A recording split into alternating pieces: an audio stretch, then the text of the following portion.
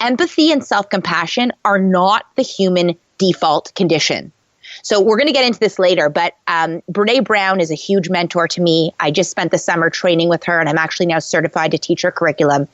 And she always says, self-compassion and empathy are not our default. They're things that have to be learned and practiced.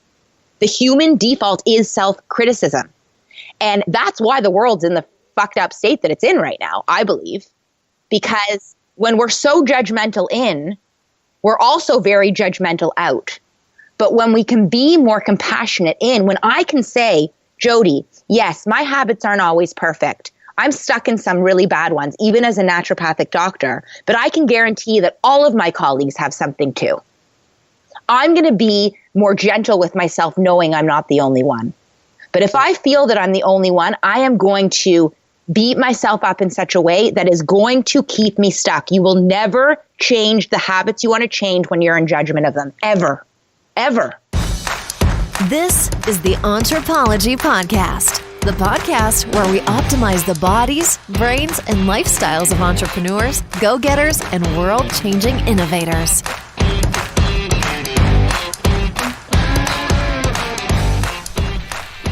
Welcome to the Anthropology Podcast. I'm your host, Dr. Megan Walker. As a naturopathic doctor and anthropologist, I optimize the health and performance of badass women working to change the world as entrepreneurs and go-getters. You know, people exactly like you. Your business, body balance, and inner badass, these are the themes we are exploring. So how many of you already thought 2020 might be a little bit different? How many of you set a resolution or a goal that you were ready to start on January 1st and already you are finding it quite challenging? My guest today, Dr. Jodi Larry, has a message for all of you. It is not about whether you stuck with it. It's not about how long you were on that horse. It all has everything to do with how you get back on, how you manage those failures, how you start fresh again tomorrow.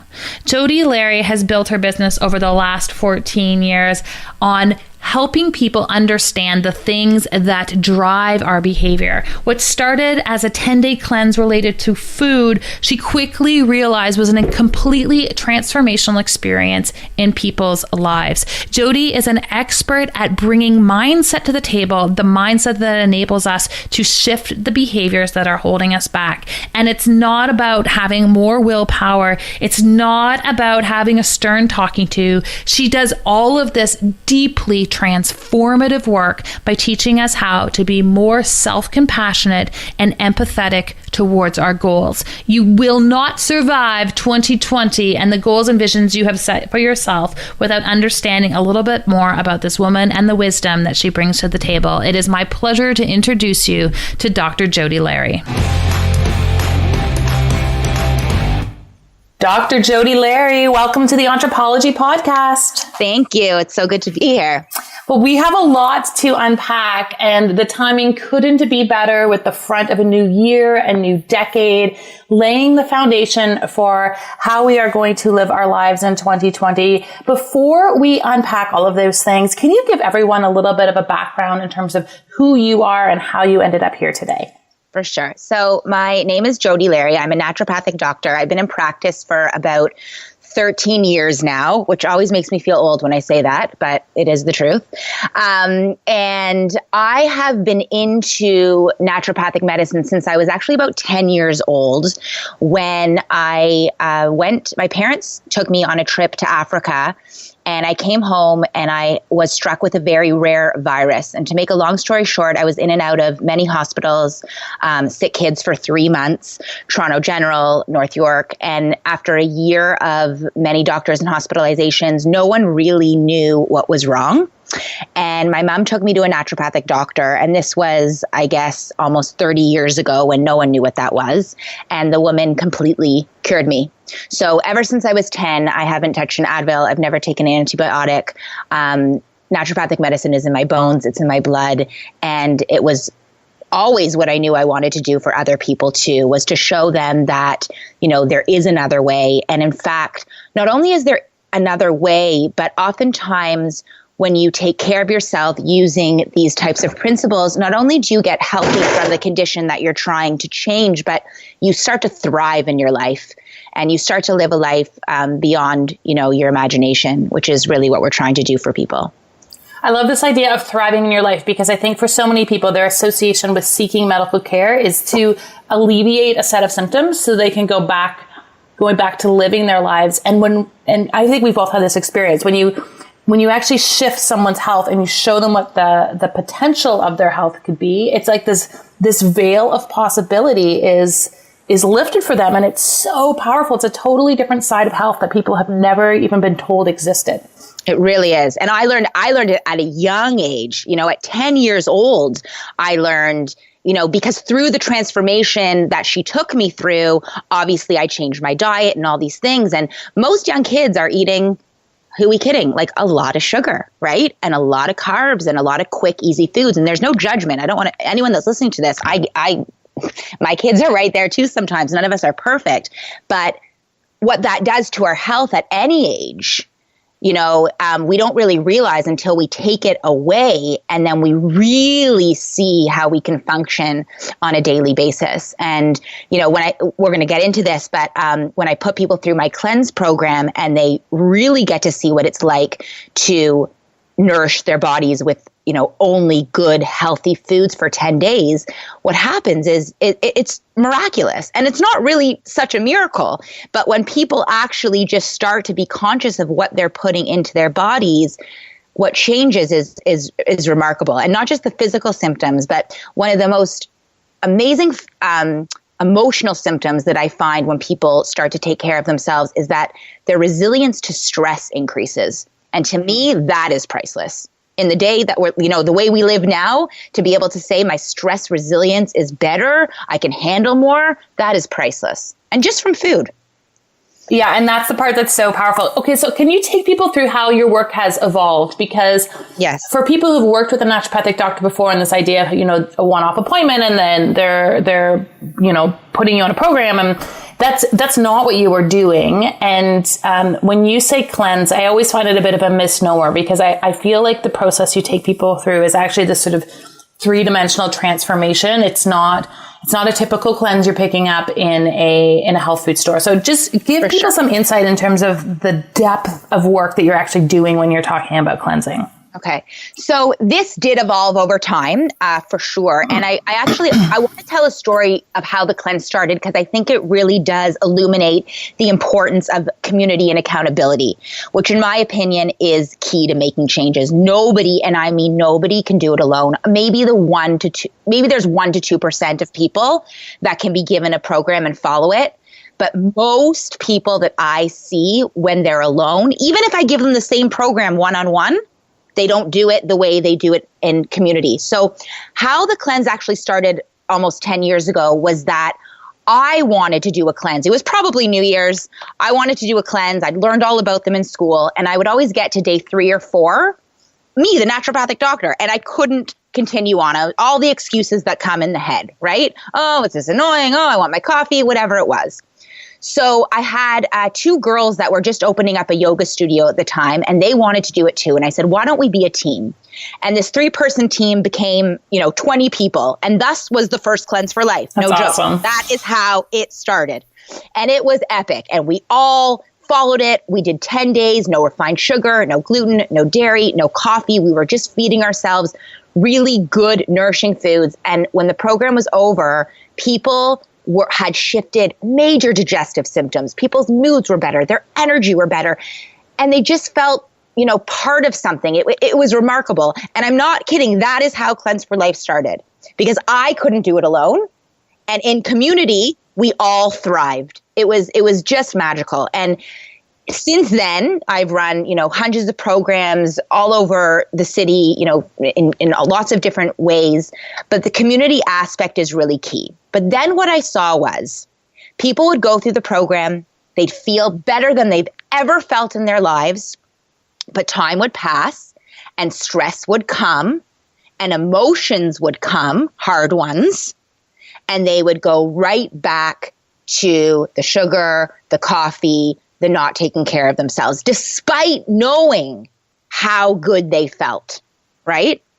And that's when I saw that there was a missing link. So about 4 or 5 years into this, I realized this is not enough. This is not enough. Just giving these people the foundational piece is not enough, because there's a whole mental, emotional piece that if they're not looking at, they're not going to stick with any of this. So then I started to get a little bit more involved with sort of people's relationship with themselves and how that affected their food choices. And I found that when people started to look at the mental, emotional piece, when they started to look at really just inward on how they spoke to themselves, what they thought about themselves when they failed or when they didn't fail, and how that related to their food choices, then there was long-term success. But with just the physical education alone, people could really only get so far. But when you combined the community piece, the support piece, and the mental, emotional piece, then it was really like lifestyle shifts. You know what I mean? Like really changing their life through the program, not just doing it for 10 days. Well, and that's where, so I don't want to... No, you keep going. Keep going. That's where I really... Don't stop! Is the missing link with all these sort of fad diet programs. I hate the word diet. I won't even use it on this podcast or ever in my life or in my world. I think it's just a horrible word. And I like to use the word live it. I give people live its. I give them ways that they can live a lifestyle based on nourishing their body with food. And that can mean many different things to many different people. I don't like to pigeonhole people into one way. You know, some people do well with oats. Some people don't do well with oats. Some people do really well with multigrain bread, even though it has gluten. And some people don't. There's no one way. But the live it should be eating foods that nourish you, period.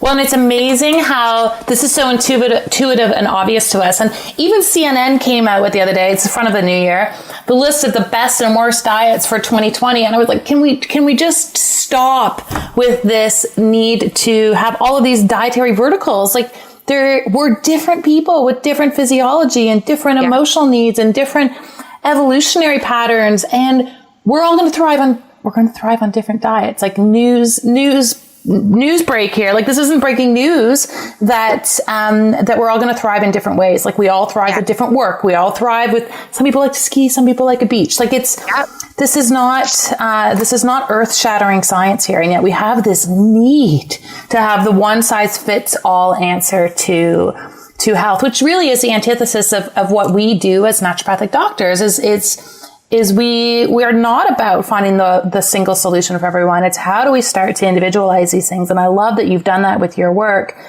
But that emotionality component, I agree with you, is so key. I have never met anyone in my life who doesn't have some sort of emotional relationship to food or a consumable. So some people are like, we've got this whole category. It's more often than men. They're like, I just eat to nourish myself. I don't have all this dependence. I'm like, yeah, but you're drinking alcohol every night, or you're having your 3 cups of coffee throughout the course of the day. Like we all have our consumable crutch, as it were. How do you address that? So the first thing for people to get past these habits, so I like to call them habits where the intention doesn't align with the goal. And everyone has one. Everyone. There's not one person. I don't have one. You do. Just as I sip my coffee over here. We all have the thing, whether it's drinking too much wine, eating too much sugar, yelling at our kids is a common one. Mm-hmm. I find, right? A lot of people wake up in the morning and it's like, I'm not going to yell this morning. I'm not going to yell this morning. And then 5 minutes in, we've yelled. Did you wake up at my house this morning? You know what I mean? So like we all have something, and this could be a whole podcast episode on its own. So I'm not going to get into all the details of it, but there's reasons why we all have something that we use to comfort ourselves. It usually started young. And that's why food is an issue for a lot of people, because when we're young and our parents want to quiet us down quickly, they know that giving us a lollipop will do that. Right? When we're sad or we've bruised our knee, we get ice cream. right? Food from a very young age for most of us was a way to comfort. Now, if we never broke that through the years, and most people didn't, they just kept going, then even at 40 or 45 or 70, unconsciously, food is still going to be something that you go to when you're stressed, even if it's not something that you want to be doing. Does that make sense? Totally. Okay.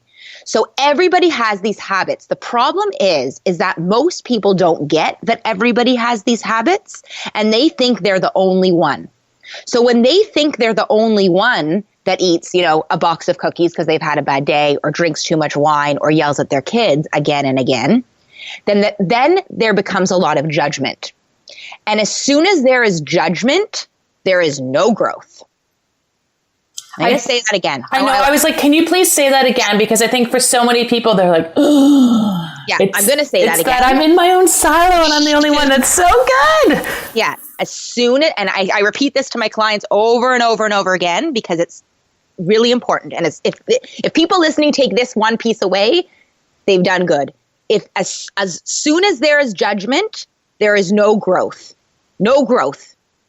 So if I wake up in the morning and I say, today I'm not eating sugar, okay? I feel disgusting. I've gained 5 pounds. The holidays have been awful on me. I feel bloated, etc. I am not eating sugar today, come hell or high water.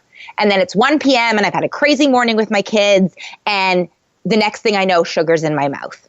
I have 2 choices, okay? We all have 2 choices when that happens.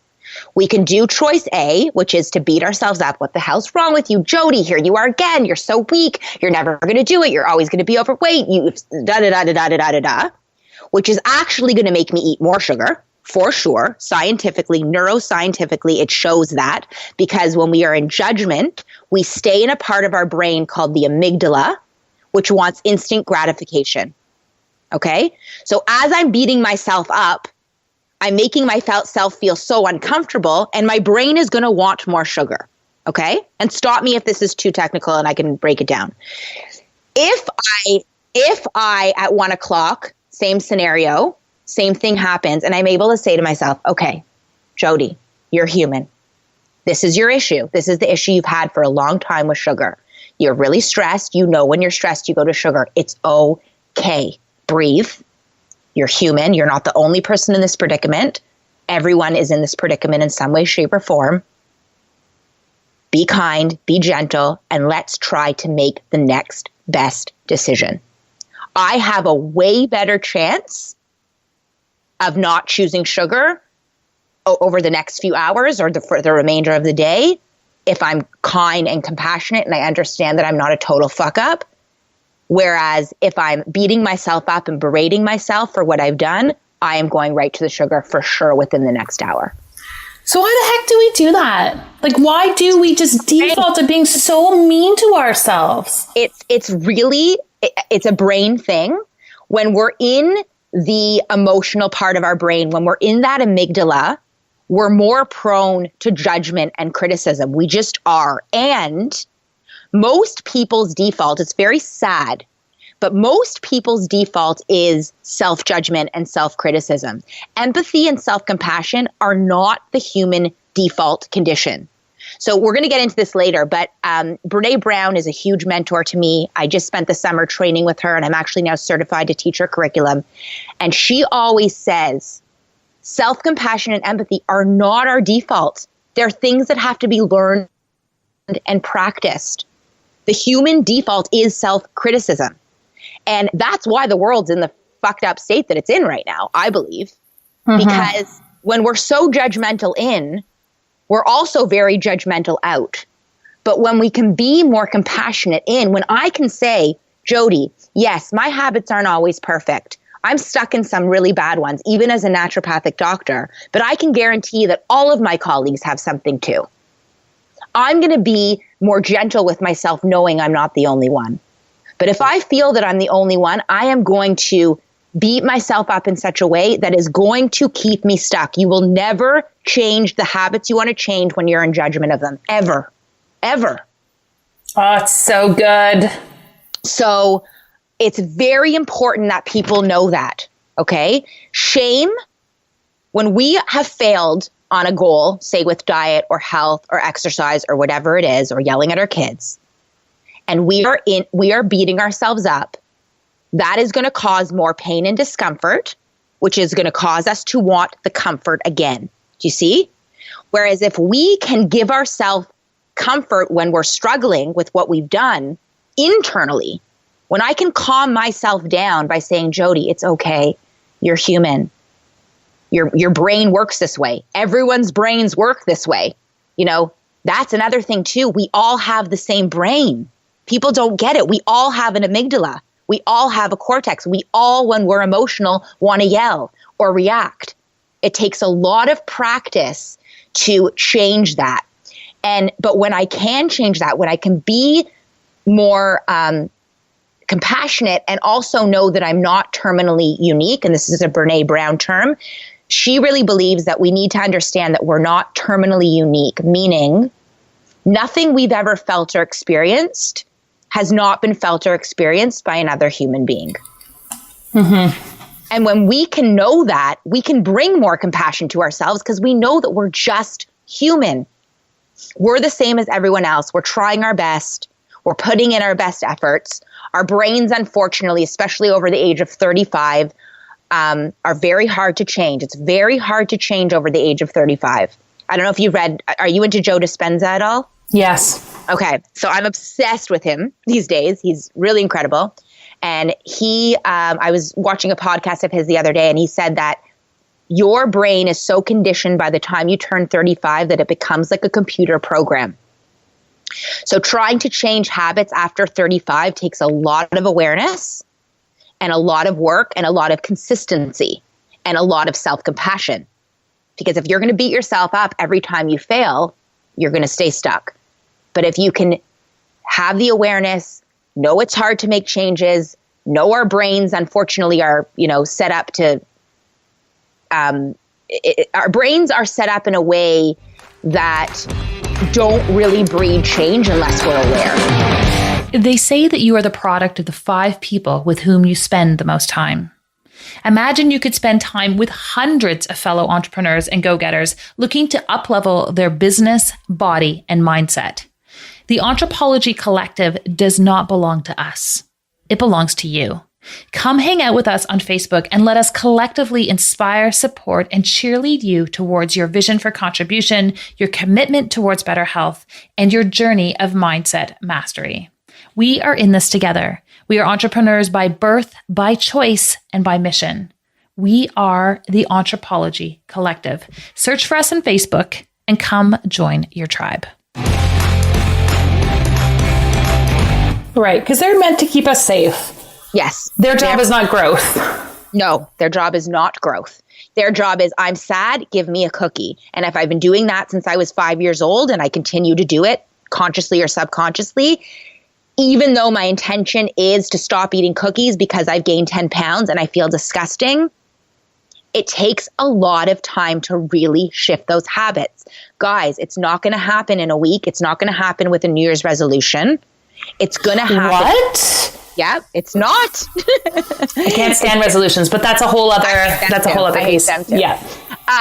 It's going to happen with a lot of consistency, a lot of falling down and getting up again, and a lot of self-compassion, knowing that you're doing the best you can, knowing that you're progressing in the best way that you can, and knowing that you will get there eventually, as long as you are kind to yourself.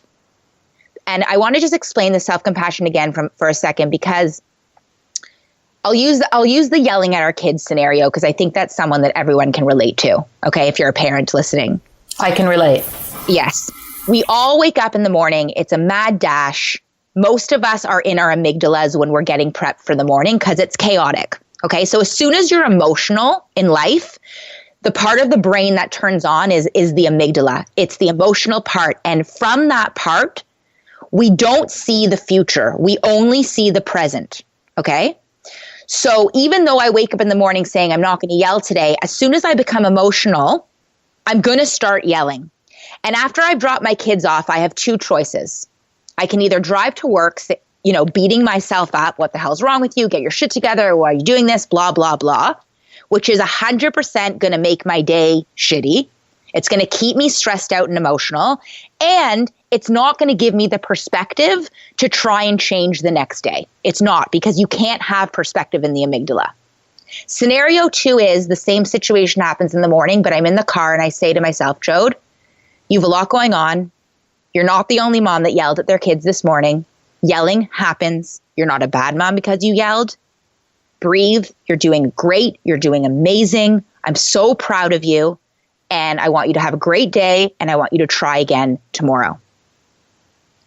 That scenario is going to change everything for you, because it is going to allow you to have perspective. It's going to allow you to get into your cortex, which is the logical part of the brain, which is actually where change happens. So when I say judgment cannot get you to growth, it's because when you're in judgment, you stay in the amygdala, and growth can only happen from the cortex. It can only happen when you're in the other part of your brain. And self-compassion brings you to that part of the brain where you can see the future, where you can be logical, and where you can make choices for yourself that will allow change for you. Does that make sense? It totally does. So here's my next question, because I see this a lot even as a clinician. We get people to a place where they recognize these habits and they have these epiphanies, and they're like, oh my gosh. So let's say we have someone now engaged in the state of self-compassion. Yep.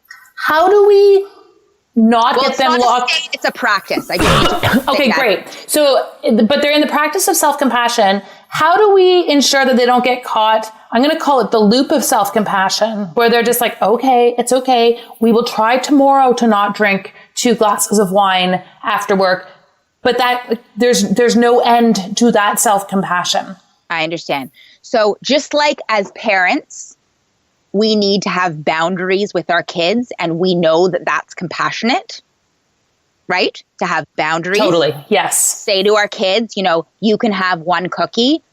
You can't have 2 cookies because you'll go wild. Or if a doctor tells us that our child shouldn't have milk, we will do everything in our power to make sure that they don't have milk, because that's the compassionate thing to do.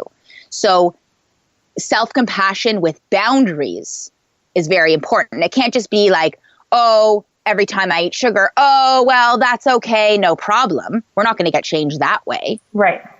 We need to have self-compassion with boundaries. We need to understand why we don't want to be eating that sugar. And in that moment, when our amygdala is telling us, just eat the sugar, all I want is the sugar right now in this moment, we have to be able to say, it's literally like a child-parent relationship in our head. We have to see that we have this child in ourselves. We all do. Every single human being does, okay? That wants the sugar, that wants the wine, that wants all the stuff right now. And we have to work with this child to say, you know what? I know you want the sugar. I know you're really angry, but I don't want it. And I don't want to be bloated and overweight and tired and exhausted. So I hear that you want it, but it's not healthy for us as a whole to eat it. And you have to be able to have that awareness and perspective. Now, in the moment, it's very hard to do, as we all know, right? In the moment, when we're in that emotional place, all we want is the sugar. All the awareness has gone out the door. What I get people to do, every program I do with them, or even people that work with me one-on-one, is I actually have them write a letter to their child's state that talks about why they want to change the habit that they want to change. Because in the moment, it's hard to remember, yes? We forget in the moment. So I get them to write a letter saying, Dear Jodi, you're 10 pounds overweight, you're completely bloated, sugar is destroying you. In the moment, you want it, but it's destroying your health and it's destroying, who you want to be. And I get them to write very, very detailed in this letter why they want to stop the habit. I then have them read the letter 3 times a day preventatively. Okay. And then also in the moment when they're having the craving, to bring them back to the adult reasons why they don't want to be doing it. The adult has to be a part of it. The adult part of our brain has to be a part of the equation, or it'll just be, like you said, eat the cookie, self-compassion, eat the cookie, self-compassion, and nothing will change. So prevention is important. And I think that letter, knowing your intentions, knowing why that part of your brain doesn't want to be engaged in that habit, connecting with that intention every single day preventatively, and then also when you need it. That's like rewiring the brain, right? And that's how we do it. It sounds kind of like, oh, that sounds like really simple. I can tell you that a lot of my clients do it for a week and then don't do it, right? Because people forget and they get busy. But when people read that letter 3 times a day, and then every time they have a craving, I find within 21 days, they start to really make changes. And then if they continue on for 62 days, the habit truly does shift, because it takes 21 days to shift a habit. It takes 62 days for new brain chemistry to actually start to develop. So for the wiring in the brain to change actually takes 62 days. And it doesn't even have to be consistent, the habit. Like you could have blips, but if the majority of your choices are the new choice that you want to make, after 62 days, it will become way easier for you to make that habit a lifestyle, which is what we want. We want it to be a lifestyle, right? We want people to change their relationship with sugar. We want them to go off coffee if it's harming them. We want them to embody these habits so it becomes a lifestyle, not a diet that they do for a month. That's why I hate when weight loss is the goal. Because when weight loss is the goal and then they lose the weight, they're done. But when health is the goal, they're never done. That's why I hate diets and programs so much, because it's like, okay, I finished this program. Great. Now what? What about a program that fosters lifestyle changes, that allows you to really shift the way you live your life, the way you are in your life, the way you think in your life? That's what we really want. Well, and it's health is not a finite goal, and we live in this finite world. And Simon Sinek has a new book where he talks about this, but we are kind of set up. We list our goals, we're goal oriented, we hit that goal, and the challenge with the brain is, well, then what? And so I love what you're saying, and health is exactly the same way. It is not a finite goal, it's an infinite goal. It is a journey, it is a process. There's always something that comes next, and it just requires a different commitment. It is an ongoing piece. It's kind of like aging. It's happening regardless, whether you want it to or not. And when we start to shift that piece, we start to change the behavior in accordance with that particular goal. When we have a new criteria for what it means to meet that goal, and it's not an end place, we can totally shift our behavior. And what we've seen in practice is that when people have a sense of purpose, when they can identify what their purpose is in life, not their purpose around that goal, but in life, they stick to the change that they want to make, because it fuels the purpose. It fuels something bigger than the weight loss, or that I just want to heal my IBS, or I want to be less anxious, or I need more energy. When there's nothing juicy behind it, there's no reason to make that change. So for us, like a huge criteria of working with us is you need to have a level of awareness around where you want to contribute broadly, whether that's your local community or in your family, whatever it is, but we need to tap into that sense of purpose first.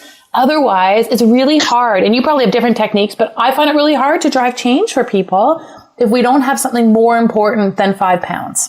I agree. I also think that it's very important that people hear that the path to health, or the path to growth, or the path to whatever you want to call it, it is not linear. There is nothing linear about this journey. And that's also where self-compassion, I think, comes in, because a lot of people feel that, okay, they'll say they'll start a New Year's resolution, they'll be really good for a month, they'll go to the gym, they'll eat all the right food, they'll feel incredible, and then they'll fall. And that fall, what they do from that fall is so unbelievably key, I believe, to what happens next. So let's set that up for people, because we are right in January. We are at the beginning of the year. We have people who are like, okay, I was going to go to the gym this year. And yeah, we're right at that precipice of where things are starting to crumble a little bit. So let's give people some really, really practical this, and this. Yeah. So they can get themselves back. Yeah. Getting yourself back from the fall is just part of the journey, right? Yeah. I believe. But unfortunately, most people think, oh, I've fallen. I'm done. I can't do it. I'll wait till next January. Right. And that's again where the whole brain chemistry comes in. As soon as you're in all or nothing thinking, you have to know that you are in the part of your brain that is going to stagnate your growth. Okay. So as soon as you start thinking, oh, I've already had the one glass, might as well have the bottle, I've already screwed it up. So might as well just have the whole night, eating poorly. Oh, well, it's Tuesday and I've already, screwed up. So might as well fuck the whole week. Like that again is never going to get you to growth because it's going to keep you in your child mind, which just wants instant gratification. If you know going into any change that failure is part of the journey, falling is going to happen, especially when it comes to health habits, especially when it comes to long ingrained habits that we have, then oh God, here I am again. The holidays took me off course. This vacation took me off course. This stress took me off course. No big deal. She told me it was going to happen. I just got to rise again. And what's going to allow you to rise again, this is where self-compassion comes in. Because if you go down the route of, I suck, I'm a failure, I'm always going to be fat, I'm never going to do it, I have no willpower. That's another one I hear all the time, and that's bullshit. Sorry, I'm swearing a lot. It's all good. I have no willpower. That is bullshit. Okay? It's not about willpower. It's about understanding your brain and how it works, and being really patient with yourself and having a lot of support and a community to help you get to your goals. Okay? It's not about willpower. So when you fail, if you can say to yourself, I'm here, this sucks, I knew this was going to happen, no big deal, I'm going to really try to get myself back. This is what I suggest. I suggest that you first try on your own. And some people can. Some people can just sort of say, okay, I'm doing it. I'm starting tomorrow. If that does not work after 1 week, okay, then I highly recommend that you reach out for support. And that could mean calling up your naturopathic doctor, calling up your nutritionist, calling up a therapist, calling up the person that helped you get on track in the first place. There's no shame in doing that. No naturopathic doctor thinks that 1 or 2 or 3 sessions, you're cured for life. We all know the path isn't linear, correct? Mm-hmm. So if after 1 week on your own, you're still in the same place, you reach out for support. What most people do, Megan, and I'm sure you see this too, when they've failed, and I'm saying that in quotations, or when they've fallen off track, they hide. Mm-hmm. Do you see that? Yeah. Too?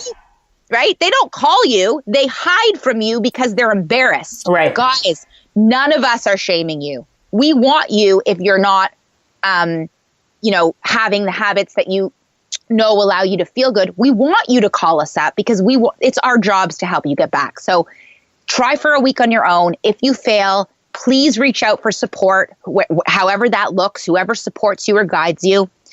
The third thing that you can do is I highly recommend that you get an accountability partner. So if you don't have a naturopath, say, or you can't afford a program or something like that, get a friend.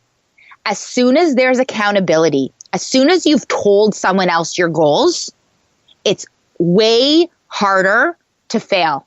If I call you up and say, Megan, I've been drinking too much wine over the holidays.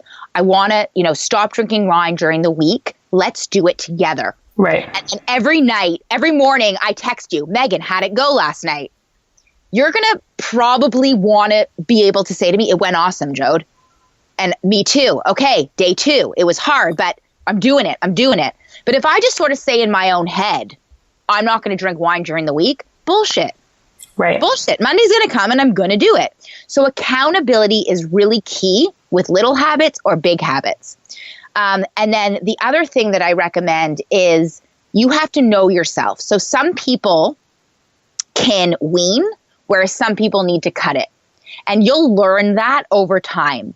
If you find that, say you've been off sugar for a month and 1 cookie, you're back where you started from, then that you're somebody that really has to make a commitment to get it out for a period of time before you can even try to be more moderate with it. Right. Whereas some people can be more moderate with it. Some people can say, you know what, I'm cutting it out of my week and I'm going to have it on the weekend. You have to know yourself well enough and be honest with yourself as to who you are and where you fall in that category to know how you're going to get out of the hole. Yeah. And that's something that's going to take time. And because the path isn't linear, you're going to see over time where you fall. And then it's up to you to be honest with yourself as to what you have to do to get back on track. Does that make sense? Totally makes sense. And this is total gold sitting in January when we really do willpower ourselves into resolutions. And the reason I'm so challenged with them as a concept is that I feel like no one's ever set us up for success with respect to walking into a new year. The idea of a resolution is a total exercise in willpower. And we pretty much now know that willpower in and of itself doesn't exist. Doesn't exist. And we don't tie it to a broader sense of purpose. We don't tie it to a broader goal. One of the things I am committing to in 2020 is going to bed earlier. I'm going to bed earlier because it sets my whole morning up for success. And when my whole morning is set up for success, my whole day is set up for success. And the reason I want that to happen is because I have some big goals for 2020. So this idea of going to bed early, one may label it a resolution, but it's so much deeper and robust and three-dimensional than simply a commitment to willpower.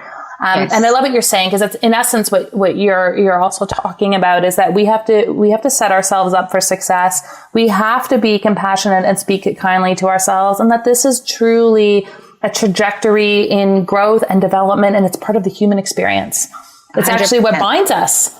Yeah, it is. We are all the same. Yeah, we're all doing it. We're all in it together. We are all the same. Like, I remember at the beginning of my career as a naturopathic doctor, early on, I wanted everybody to think that my life was perfect and I worked out 7 times a week and I ate beautifully all the time and I was this, perfect specimen. And now now that I've grown and matured, first of all, that doesn't exist. And second of all, I want my patients to know that I am the same as them. I have stuff that I'm working on.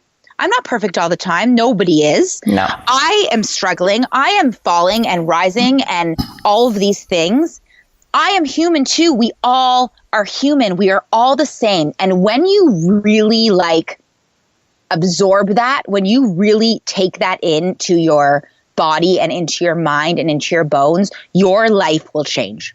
Your life will change completely. And I don't say that as a lofty thing. I say it because I know it in my soul. Because when you realize that you are the same as everyone else, you can be compassionate to yourself. You can then be way more compassionate to others.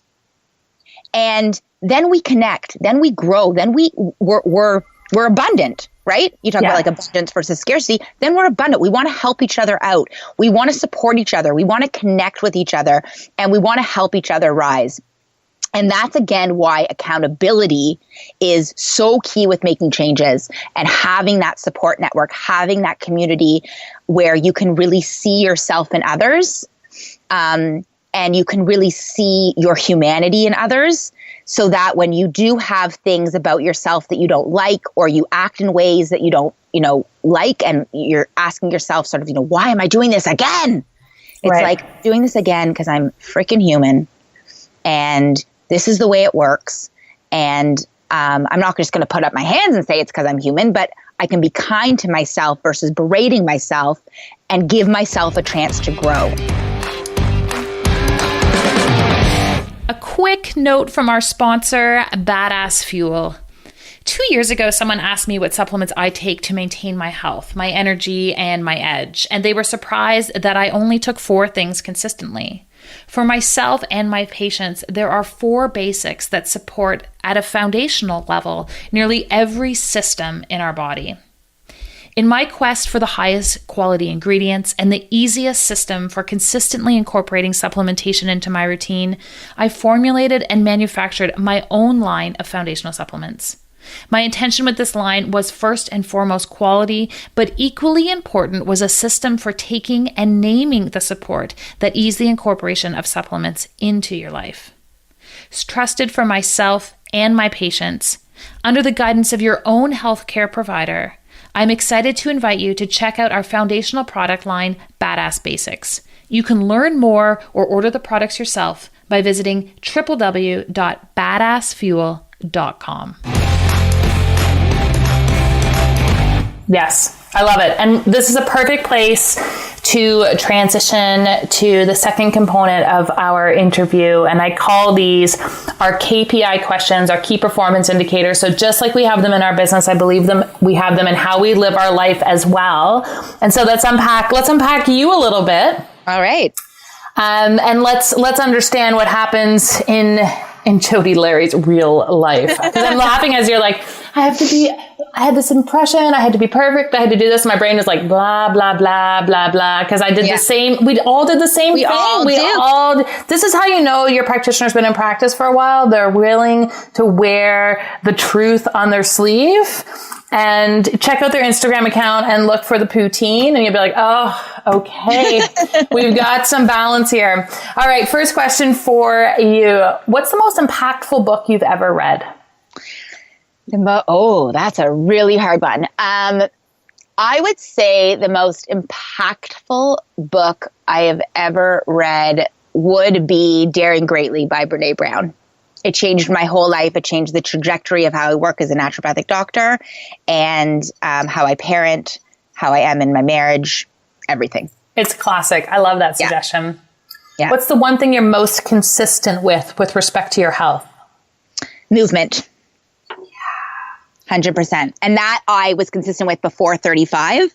So it's been very easy to stay consistent with it. The habits that we obtain before 35 usually are very easy to keep. Mm-hmm. What is something totally badass about you that people would not otherwise know? People would not otherwise know. That's a hard one. It's my favorite question. I spent a year living in Israel, my last year of university, and that also changed my life. That's awesome. What do you do for fun or play? I love yoga and I love to travel. Travel is huge for me. My husband and I are really trying everything in our power to make it a priority, and I love live music. Live music is a massive part of my life. Yeah, live music is powerful. I feel like we could totally unpack that on a different episode. What that does to people's neurochemistry is amazing. Last question for you. Entrepreneurism. Are we born this way or do we learn to become entrepreneurs? Well, Megan Walker, I can tell you after working with you for a year that we learn to become entrepreneurs. I would say the entrepreneurial spirit is something that we were born with. But to actually have the rituals and the organization and sort of the practices, I think those are learned. Because I can tell you, like I said, after working with you for a year, that I learned a lot of these things. They were not natural to me, but they can be learned. Just like self-compassion is a practice that can be learned. Totally.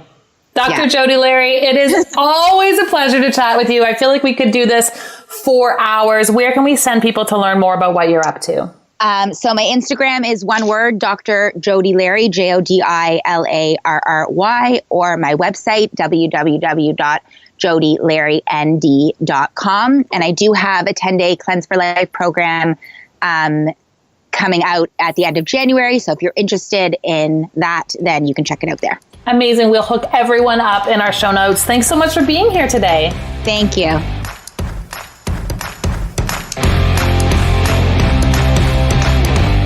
How awesome was that? If you enjoyed today's episode, we would love to receive a review from you over on Apple Podcasts. And let's keep this conversation going. What is your big vision for 2020? And how are you choosing to be compassionate with yourself as you get on and off that horse, as you move forward with your own personal growth? I love the mission that Jodi is sharing. I love the way she goes about driving growth in her own life and in other other people's lives. She is a shining example for all of us, and I was so excited to bring her to all of you today. We've got more exciting episodes in the works. Come and hang out with us again next Tuesday. Subscribe to the Anthropology Podcast. We've got a new episode coming your way next Tuesday morning, and until then, go